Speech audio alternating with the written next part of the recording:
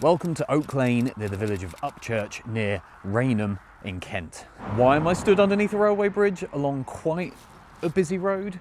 Well, that's because right here, one of the most ridiculous, unlucky and ultimately tragic stories from the Second World War took place. What happened involved a plane, a train and a bomb and resulted in the deaths of 8 people and over 30 people being seriously wounded. Let's just say on the 16th of August 1944, I would not have wanted to be stood here. I'm going to begin this story by telling you about one of the people who was on board that train. Private Vera Barbara Martin, or Babe, as she was known to her friends and family. Vera was born on the 6th of February 1925. She was one of 4 children to her parents Horace and Anne Martin, and lived at 1 Bowers Road in Shoreham, Kent. And you can see where she probably got her nickname from, where at a kind of music and dance event at the local village hall, she apparently gave a stunning rendition of Kiss the Boys Goodbye.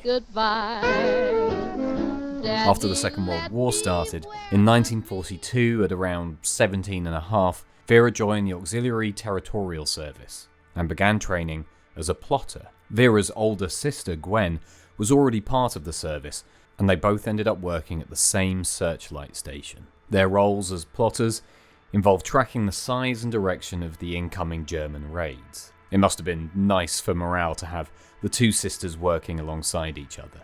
When Gwen was asked about Vera, she said the following.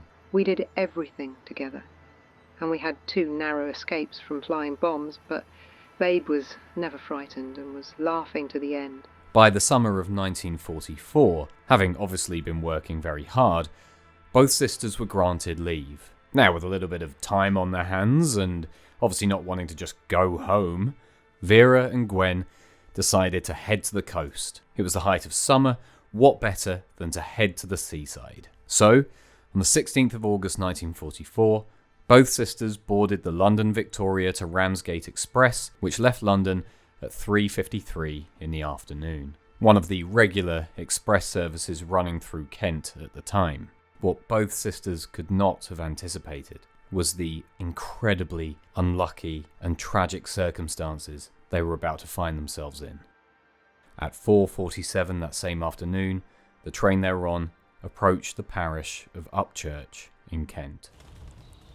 Okay, I've come around the side just away from the railway bridge because I'm not going to film the entire video under there. Definitely don't want to add to the number of fatalities that have happened underneath this bridge. You know, sometimes filming these brings me to some absolutely wonderful locations where most people probably never really go. This isn't one of those videos. Train spotters don't know what they're missing. This is where the real action is. At the same time Vera and Gwen's train was heading to the coast, a holiday was the furthest thing from one man's mind. Flight Lieutenant John Alfred Malloy, who was a pilot in the Royal Canadian Air Force serving with No. 274 Squadron of the Royal Air Force, was flying over Kent in his Hawker Tempest V. Malloy, who was born and raised in Ottawa, Ontario in Canada, had enlisted and trained as a pilot with the RCAF before being posted to 274 Squadron that summer of 1944. And as that Ramsgate Express was thundering its way at 60 miles per hour towards the coast, he was busy chasing a V1 flying bomb, otherwise known as a Doodlebug. Malloy had been chasing this particular Doodlebug ever since it had crossed the English Channel at Dover. He was busy taking part in Operation Diver, which was where RAF fighter squadrons, including Malloy's, were tasked with intercepting these bombs before they could reach their targets, often places in London. It's said that in his chase with this particular bomb, he'd attempted to shoot it out of the sky, but this was known to be a risky way of bringing down a Doodlebug, as it could result in the pilot being too close to the ensuing explosion and getting caught up in it. And so, having chased it all the way from Dover,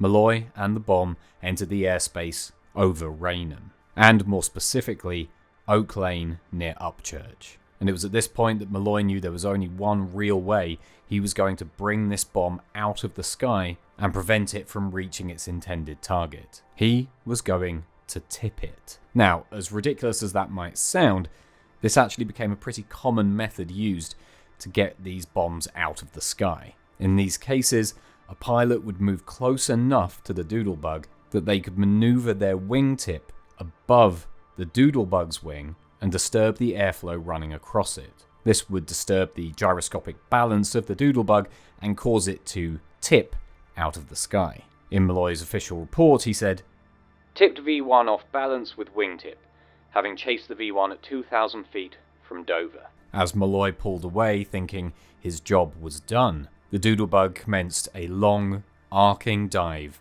towards the ground. It was on course to land harmlessly in the fields in the surrounding area. But what Malloy didn't realise was that it was going to land in the exact wrong place at the exact wrong time. Down on the ground, there were a group of busy fruit pickers working in a nearby orchard. Those damson pickers afterwards reported hearing the telltale buzz of the Doodlebug as it passed over. They then, to their horror, also watched as the Doodlebug was flipped and started coming down directly towards them. Until the last moment, it seemed to change direction and hit the bridge alongside me here, destroying it in an instant. Working around pretty much where I'm standing now was Arthur Naylor. Now, of course, we don't know if he had any idea what was headed his way, but unfortunately for Arthur, he was to become the first victim of this tragic event. And what makes this even more terrifying is the train was only seconds behind the bomb. Many of the passengers on that train got to see what happened play out almost immediately in front of them. And incredibly, we have the account of one of the women who was on board the train and survived, the mother of a man named Jonathan Smale, who wrote a fascinating article on this very incident. "I remember it was about midday. We stopped at all the usual stations. The train was passing by flat countryside, but we were now up on an embankment, and we could see far and wide soon after leaving Raingham Station. On the left were open fields, and it was springtime or summer, when suddenly there was much excitement and shouting, with passengers pointing into the sky. We could all then see the flying bomb coming down closer and closer to us, almost chasing us and getting bigger. Everyone was looking out through the windows of the train. At that moment I was standing in the corridor, looking out of the right window of the train and talking to a sailor. The V1 was flying at such a flat, horizontal angle, but it was also visible to those of us standing in the corridor and looking through the seating compartments and out through the left windows. The train was speeding along the tracks behind me at 60 miles per hour. By the time they reached the bridge, or what was left of the bridge, which wasn't a lot, it was too late for them to do anything. Despite the driver slamming on the brakes, there just wasn't enough time to stop. The locomotive and the tender car actually jumped the gap, ended up on the other side before then turning over and ending up upside down, which injured both the driver and his fireman. The following two carriages, the first two carriages, then came down into the gap and were described as just being almost completely crushed. The third carriage behind them actually rode up on to the debris that was now filling this gap here. Pause for train. And the fourth carriage then essentially smashed into that final carriage, which was forming almost a makeshift bridge here. Jonathan himself, in recounting his mother's experience, makes sure to point out that obviously trauma can have a huge effect on memory, and so not necessarily all of these details are accurate, but this was apparently her experience of the crash itself. The jolt of the crash knocked everyone over and threw the sailor and I along the entire length of the corridor and around the corner of the carriage gangway. There must have been an almighty explosion. We initially both managed to get up in the surrounding panic and barge back to our compartment as soon as our carriage had come to a complete stop. We were in the nearest carriage to the yawning gap where the bridge had been, from the bomb crater beneath it. The locomotive had flown across the gap, and many of the following carriages had crashed down into it. I don't remember walking down the embankment, but I must have done. One man was completely covered in blood. There were carts of bodies, and there were wounded and dead lying everywhere. The locomotive had shot across the collapsing bridge. Other carriages had fallen into the gap where the bridge had been. There were only 1 or 2 carriages still left up on the embankment. Those poor people. We were the lucky ones. This is what Gwen remembered happening in the aftermath of the crash. The train went over the embankment. My sister went under the train and was killed instantly. I was buried. I came to and wondered immediately where my sister was. I got free and helped everyone get free. I found my sister under the train. Vera and Gwen had been on the first carriage of the train. The first carriage to plummet into the gap where the bridge should have been and be crushed. Gwen herself didn't escape completely unscathed, suffering from some serious leg injuries and having to spend quite some time recovering from the trauma of the crash. Just to add to the absolute tragedy of what had happened, from Jonathan's mother's account, it's also clear that Flight Lieutenant Malloy knew exactly what had happened. That poor man, the pilot, circling round and round the crash site in his plane, flying low, he must have felt so terrible. In a touching and apt report into the event, Eustace Missenden, who was the general manager of Southern Regions Railways, said the following. His attempt to save life had been unsuccessful, but who can say how many more lives might have been lost if the Doodlebug had carried on to the Medway towns or London. Actually, on the same day, only around 3 hours later, Malloy did the same thing again to another V1 rocket, but this one harmlessly fell into the sea. You really do have to feel for Malloy, because he just couldn't have predicted that this is what would happen. It's just one of those risks during wartime that even actions that are taken to save lives can end up taking them through no fault of anyone's. Just the fault of the situation, really. I really hope he didn't feel any guilt about what happened. He was just doing his job, trying to save lives.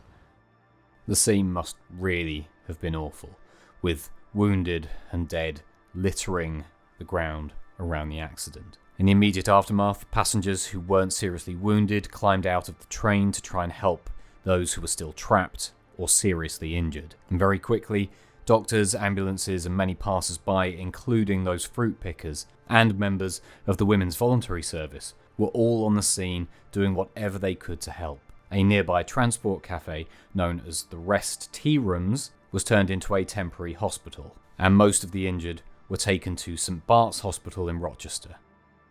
According to the final records, 8 people were killed, 7 on the train, and Arthur Naylor beside the tracks. 33 were seriously injured, and 28 made it out with only slight injuries.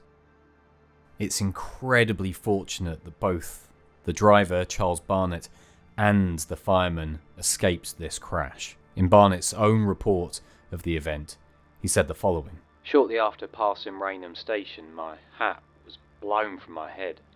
Looking out, I saw a cloud of smoke in front of me. That was all Barnett could see, and by that point it was too late for brakes to make any real difference. As tragic as this was, it could have been so much worse. It's surprising it wasn't worse than it was.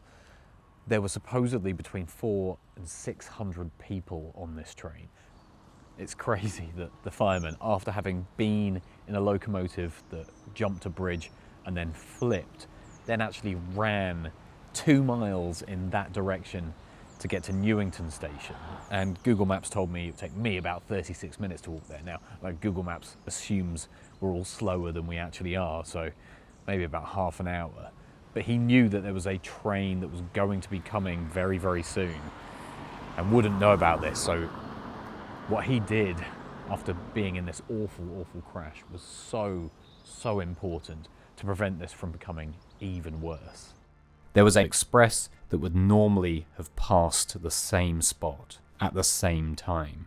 But Incredibly fortunately, on this particular day, it was running late, and so was still at Newington, and obviously once they heard the news, stayed at Newington.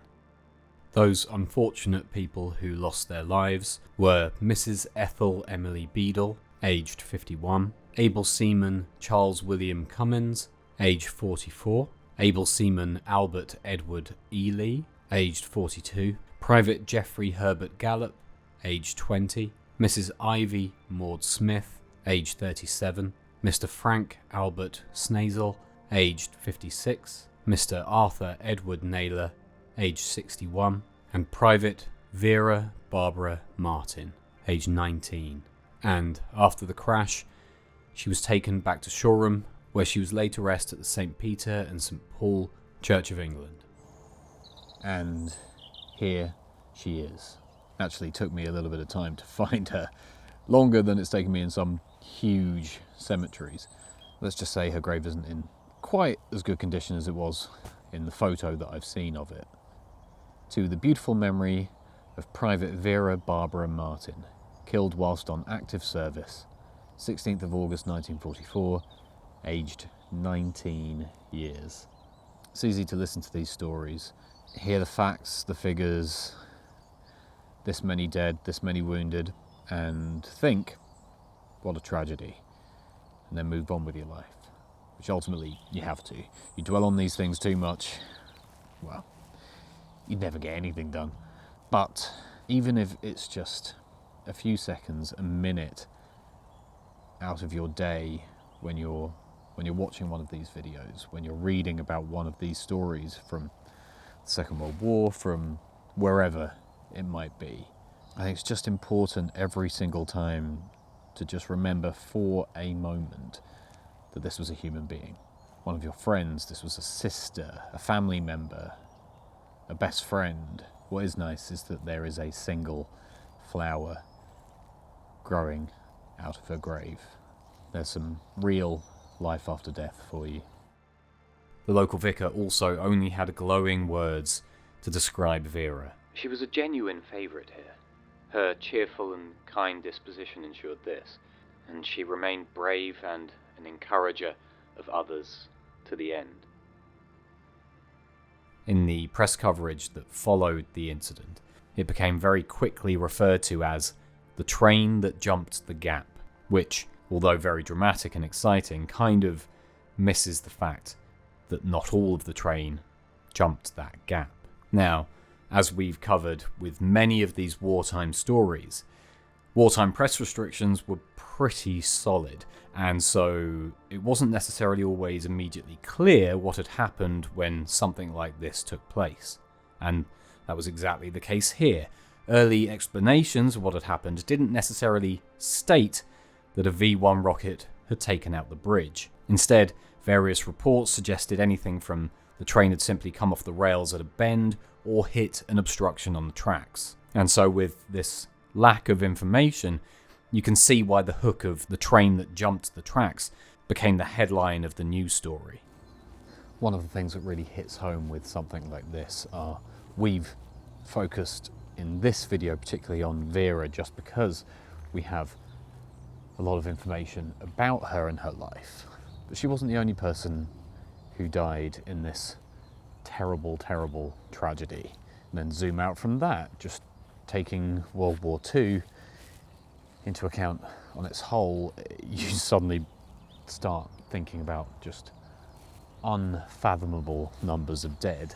And every single one of those, each of the individual people who got caught up in this particular tragedy, let alone everybody else who got caught up in, well, World War II. Every single one of those people was someone with a family, with friends, and I know it's very easy to say that, but when you actually stop and think about it, think about who were you when you were 19?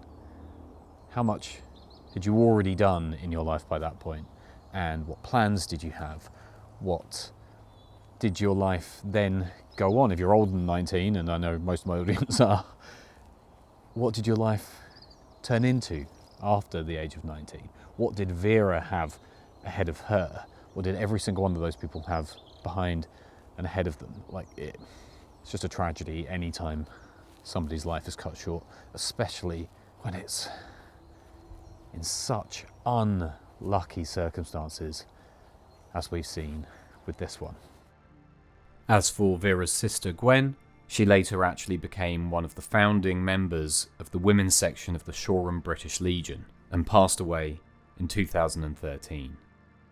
Flight Lieutenant John Malloy unfortunately didn't survive the war, passing away on the 13th of January 1945. During a strafing attack on a car in Paderborn, Germany, the Tempest he was flying failed to pull up, hitting the ground and exploding, killing him instantly. Incredibly, there is actually a lake in Kenora, Ontario, which was named after Malloy in 1960. Malloy Lake. Incredibly, it being the war and infrastructure being incredibly important, the bridge was rebuilt only 3 days later, and is still the bridge we can see here today. Just a little aside for anyone who's not been before, but Shoreham is bloody lovely. Well, on that note, from beautiful Shoreham via Upchurch near Rainham, thank you for watching. This completely ridiculous, unlucky, poorly timed tragedy that we've looked at in today's video is one of so many stories from the Second World War. And every single one of those stories deserves to be remembered. Vera's story, Arthur's story, everyone deserves to be remembered by somebody. So hopefully continuing to share stories like this one just helps their memories go on a little bit longer. And saying that, if you have any stories that you think might not be so well known, then let me know in the comments, and if I can get out and film them, I will. If you enjoyed the video, remember to like and subscribe. That helps get these videos out to more people, and it helps encourage me to set foot outside the front door every day. Thank you so much for watching, and I'll see you in the next one.